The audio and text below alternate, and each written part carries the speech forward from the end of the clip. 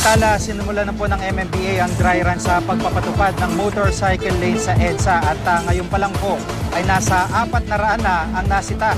May live report si Julius Segovia. Julius.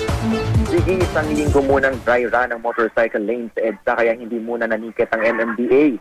Isinailalim na lang sa 15 minutong road safety seminar ang mga nahuling rider. Hanggang kaninang alas 4 nga ng hapon ay higit 1,000 na yung bilang ng mga nasitang rider mula sa 5 stasyon ay hinalaga ng MMDA sa kahabaan ng EDSA. Ayon kay MMDA Chairman Francis Tolentino, layo ng Blue Lane na mabawasan kung hindi man daw maiwasan ang bilang ng motorcycle accidents sa EDSA. Noong isang taon nakapagtala ng 700 motorcycle accidents sa EDSA kaysa ng MMDA sa paglulunsad ng Blue Lane ng Motorcycle Philippines Federation.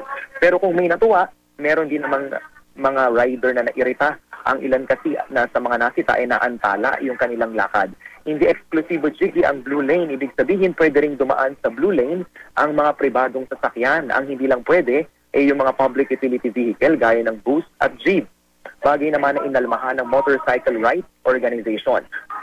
Bukod sa pinturang asul, naglagay rin naman ng karatula ang MMDA para hindi maligaw ang mga rider.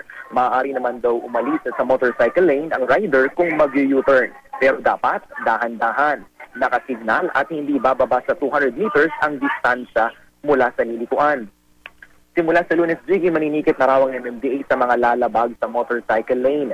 500 piso ang multa. Pero bukod sa hindi nga paggamit ng Blue Lane, nanayta rin kanina ang MMDA sa iba pang mga paglabag. Ang hindi pagsuot ng helmet, 150 pesos ang multa. 150 rin ang multa pag walang headlight, tail light, signal light, brake at plaka. Pag naka-short, sando at tsinelas, 300 pesos ang multa. Bawal ang paggamit ng cellphone at iwasan ding magmotorsiklo ng nakainom. Sige? Maraming salamat, Julius Segovia.